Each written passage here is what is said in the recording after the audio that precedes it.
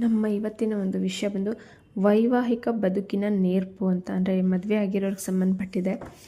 ವೈವಾಹಿಕ ಜೀವನ ಹೇಗಿದೆ ಅನ್ನೋ ಪ್ರಶ್ನೆಗೆ ನೋಡೋದಾದರೆ, ಗಂಡು ಹೆಣ್ಣಿನ ನಡುವೆ ಆಕರ್ಷಣೆ ಸಹಜ. ಇಬ್ಬರನ್ನೂ ಒಂದುಗೂಡಿಸುವುದು ಲೈಂಗಿಕ ಆಸಕ್ತಿಯೇ ಆದರೂ ಅದರಿಂದ ಮಾತ್ರವಷ್ಟೇ ಇಬ್ಬರು ಒಟ್ಟಾಗಿರಲು ಸಾಧ್ಯವಿಲ್ಲ. ಆತನೊಬ್ಬ ನವವಿವಾಹಿತ, ಖುಷಿಯಿಂದ ವೈವಾಹಿಕ ಜೀವನವನ್ನು ಅನುಭವಿಸುತ್ತಿದ್ದ. ಪತ್ನಿ ಓದಿದಾಕೆ, ಜಾಣೆ. ಕೆಲ ಕಾಲ ಕಳೆಯಿತು.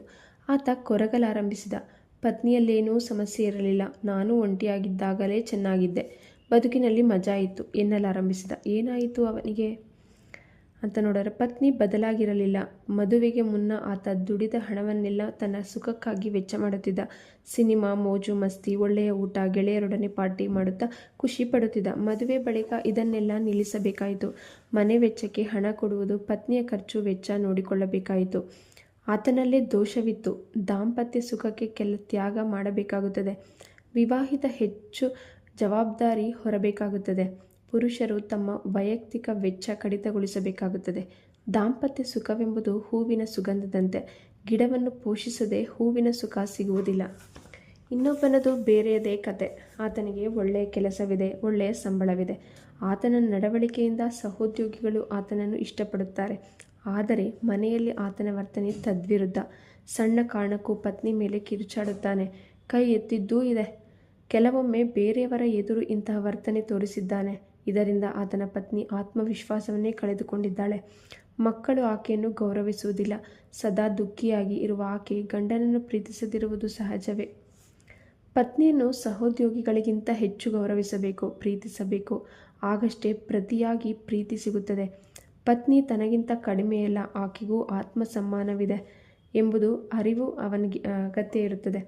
ವೈವಾಹಿಕ ನೆಮ್ಮದಿ ಕೊಡು ಮೂಲಕ ಬರುವಂಥದ್ದು. ಅಂದರೆ ನಾವು ಕೊಟ್ಟು ತಗೋಬೇಕು. ಪ್ರೀತಿನ ಹಂಚಿದಷ್ಟು ನಮಗೆ ಅದು ಪ್ರೀತಿ ದುಪ್ಪಟ್ಟಾಗಿ ಬರುತ್ತಲ್ವ. ಎಲ್ಲನೂ ಅಷ್ಟೆ.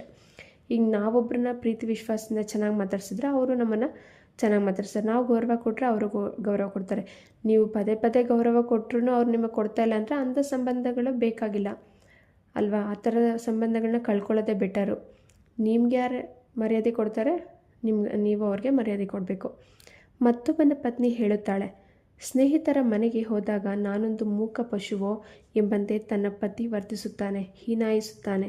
ತಪ್ಪನ್ನೆಲ್ಲ ಎತ್ತಿ ಆಡುತ್ತಾನೆ. ಒಮ್ಮೊಮ್ಮೆ ಓಡಿ ಹೋಗಬೇಕೆಂದುಕೊಳ್ಳುತ್ತೇನೆ. ಆದರೆ ಕುಟುಂಬದ ಘನತೆ ಹಾಗೂ ಮಕ್ಕಳ ಭವಿಷ್ಯದ ದೃಷ್ಟಿಯಿಂದ ಸುಮ್ಮನಿರಬೇಕಾಗಿದೆ. ಇಲ್ಲಿಯೂ ಪುರುಷನದೇ ಸಮಸ್ಯೆ. ನಿಜವಾದ ಪ್ರೀತಿ ಭಯದಿಂದ ಹುಟ್ಟುವುದಿಲ್ಲ. ಪತ್ನಿಯನ್ನು ಕೀಳಾಗಿ ಕಾಣುವ ಮೂಲಕ ಗಂಡಸರು ಬುದ್ಧಿವಂತರಾಗಲು ಸಾಧ್ಯವಿಲ್ಲ. ಒದೆಸಿಕೊಂಡ ಪತ್ನಿಯಿಂದ ಪ್ರೀತಿಯನ್ನು ನಿರೀಕ್ಷಿಸುವುದು ಸರಿಯೇ? ಅಂದರೆ ಅಂದರೆ ಎಲ್ಲ ಹೆಣ್ಮಕ್ಳಿಗೆ ಟಾರ್ಚರ್ ಕೆಲವರು, ಓಕೆನಾ, ಮೆಜಾರಿಟಿ ಅಂತಲೂ ಹೇಳಬಾರ್ದು. ಈಗಿನ ಜನ್ರೇಷನಲ್ಲಿ ಕೆಲವರು ಪುರುಷರು ತೊಂದರೆ ಕೊಡ್ತಾ ಇರ್ತಾರೆ, ಹೆಣ್ಮಕ್ಳನ್ನ ಹೀನಾಯವಾಗಿ ನೋಡ್ತಾ ಇರ್ತಾರೆ. ಆ ಥರ ಇದ್ದವಾಗ ಅವರಿಂದ ಪ್ರೀತಿ ಹೇಗೆ ಎಕ್ಸ್ಪೆಕ್ಟ್ ಮಾಡೋಕ್ಕೆ ಸಾಧ್ಯ ಅಲ್ವಾ? ಅದ್ರ ಬಗ್ಗೆ ಹೇಳ್ತಾರೆ. ಸೊ ಹೆಣ್ಮಕ್ಳು ಅಷ್ಟೇ, ಕೆಲವರು ಗಂಡಂದಿರಿಗೆ ಮರ್ಯಾದೆನೇ ಕೊಡ್ತಾ ಇರಲ್ಲ, 4 ಜನದ ಮುಂದೆ ಅವಮಾನ ಮಾಡ್ತಿರ್ತಾರೆ. ಆ ಥರ ಮಾಡೋದ್ರಿಂದ ಅವ್ರು ಹೆಂಗೆ ಇವ್ರನ್ನ ಖುಷಿಯಾಗಿ ನೋಡ್ಕೊಳ್ತಾರೆ. ಹೆಣ್ಮಕ್ಳು ಗೌರವ ಕೊಡಬೇಕು, ಗಂಡ್ಮಕ್ಳು ಗೌರವ ಕೊಡಬೇಕು. ಪ್ರತಿಯೊಬ್ಬರಿಗೂ ಗೌರವ ಅನ್ನೋದು ತುಂಬ ಇಂಪಾರ್ಟೆಂಟ್. ಮಗನೊಬ್ಬನಿಗೆ ಬೇಕೆಂದಾಗಲಿಲ್ಲ ಪತ್ನಿ ಕೈಗೆ ಸಿಗಬೇಕು. ಆಕೆಗೆ ಬೇಕಿದೆಯೋ ಇಲ್ಲವೋ ಎಂಬುದು ನಗಣ್ಯ. ಆಕೆಯ ಬೇಕು ಬೇಡ ತೃಣ ಸಮಾಜ. ಸೆಕ್ಸ್ ಇಬ್ಬರೂ ಇಷ್ಟಪಟ್ಟು ನಡೆಸುವ, ತೃಪ್ತಿ ಕೊಡುವ ಕ್ರಿಯೆ ಎಂಬುದನ್ನೇ ಮಗದೊಬ್ಬ ಮರೆತಿದ್ದಾನೆ. ಆತನಿಗೆ ತನ್ನ ಸುಖವೇ ಮುಖ್ಯವಾಗಿ ಬಿಟ್ಟಿದೆ. ಮಿಸ್ಟರ್ ಎಕ್ಸ್ ನದ್ದು ಕಾರ್ಖಾನೆಯೊಂದರಲ್ಲಿ ಬಲು ದೊಡ್ಡ ಹುದ್ದೆ. ದಿನವಿಡೀ ಹಲವು 10 ಸಮಸ್ಯೆಗಳನ್ನು ಬಗೆಹರಿಸಬೇಕಾದ ತಲೆನೋವಿನ ಕೆಲಸ.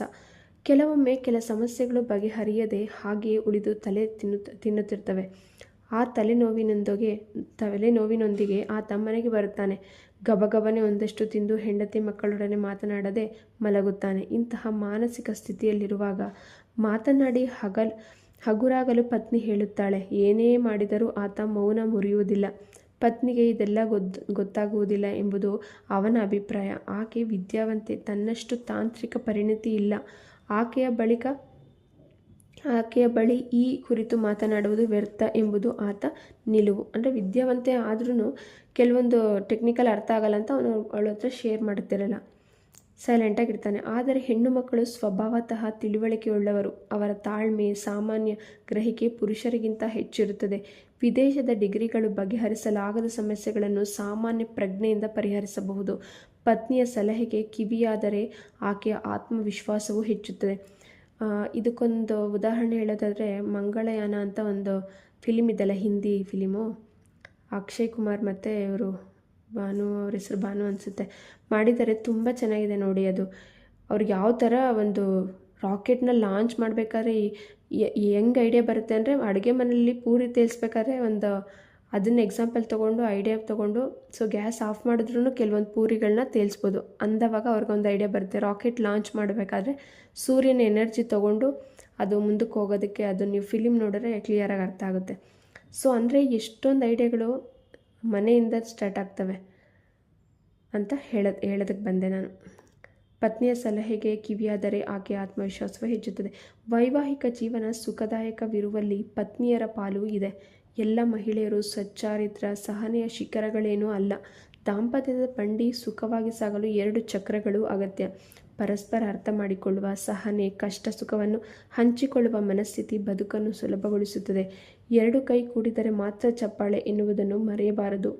ಪೇಷನ್ಸ್ ಸ್ಟ್ರಾಂಗ್ ಅವರ ಸಲಹೆ ಕೇಳಿ. ಪ್ರೀತಿ ಎಂಬುದು ಮದುವೆಯ ದಿನದ ಚುಂಬನ ಮಾತ್ರವಲ್ಲ, ಬದುಕನ್ನು ಒಟ್ಟಾಗಿ ನಿಭಾಯಿಸುವ, ಕಷ್ಟ ಸುಖ ಹಂಚಿಕೊಳ್ಳುವ ದೀರ್ಘ ಪಯಣ ಅದು ಅಂತ ಹೇಳಿದ್ದಾರೆ.